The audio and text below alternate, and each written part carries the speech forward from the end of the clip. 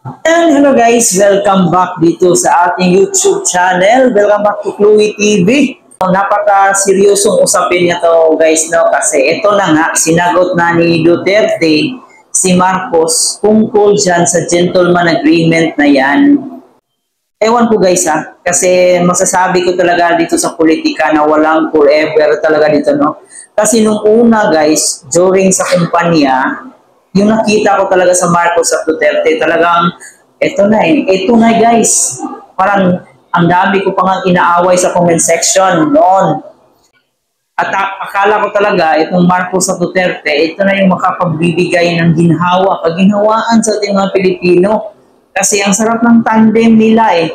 Pero bakit yung nangyayari ngayon, para bang yung kakampi mo noon, naging kaaway mo na ngayon. Yung kaaway nila noon, parang naging kakampi mo na ngayon.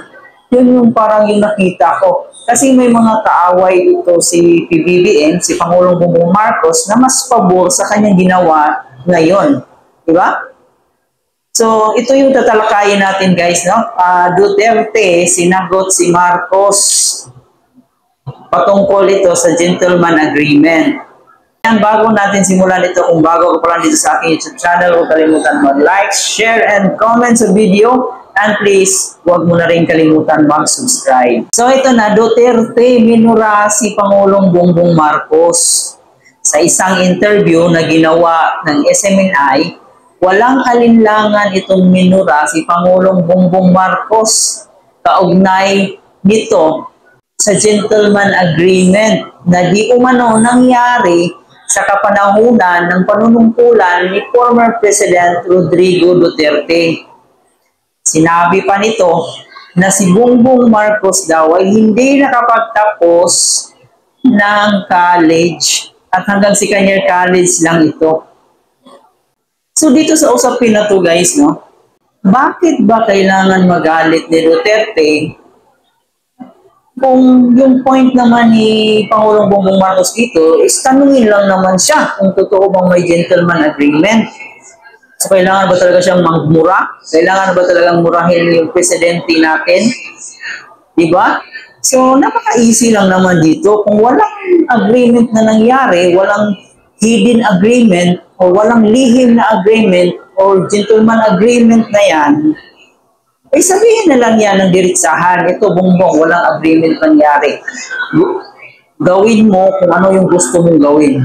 Di ba? Dapat ganun sana. Hindi yung umabot sa punto na talagang ikakagalit pa sa kampo ni Pangulong Bongbong Marcos itong mga sinasabi ni former President Rodrigo Duterte. Panoorin natin itong interview kay Pangulong former President Rodrigo Duterte. Mo kung mayroong bang gentleman's agreement. Aywan ko, ayaw kong mag-insulto. Inumpisahan mo eh. O tinawagan mo sana ako, di hindi ka makatanggap nito. Ikaw putang ina ka, hindi ka nakatapos hanggang second year college ka lang. Grabe guys, napakalutong ng putang ina. Wala akong kinakampihan at nila dito guys, kasi pareha ko itong iniidolo, itong dalawang tao na to.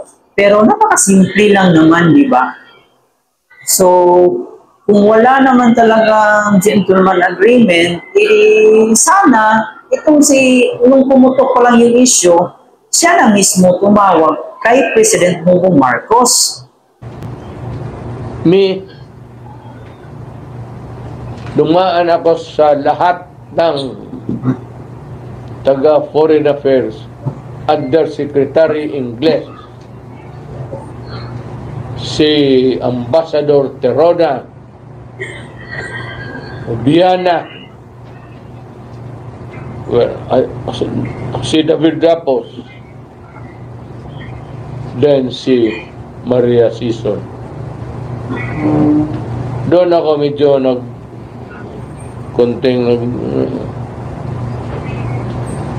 kaya huwag mong sabihin, mas marunong kayo sa akin.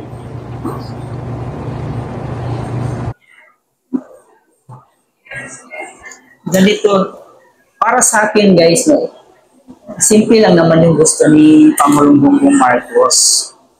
Yun lang naman yung malaman kung meron ka talagang agreement. Alam kong ginagawa ko. Diplomatic and consular procedure. Master ko po yan, dumaan ako dyan.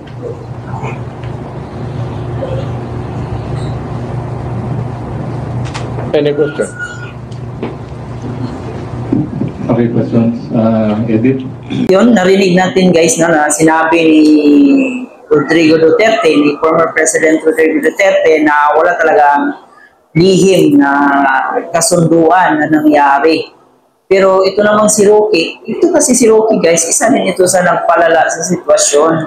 Kasi siya mismo nagsabi na meron po nung gentleman agreement. Tinawagan niya sana agad ni si Harry Roque kung bakit nasabi niya merong agreement, sinong gumagawa, sinong involved. So para ma-plansya sana agad itong busot na to para malaman agad kung sino yung mga involved sa agreement na yan. Kasi mismo si President Rodrigo Duterte hindi niya raw ito ginawa. Walang nangyayari agreement. So kung kayo ang tatanungin dito guys, dapat bang isisi o dapat bang masisi si President Bongbong Marcos sa issue ng gentleman agreement na talagang wala naman siyang kaalam-alam? Di ba?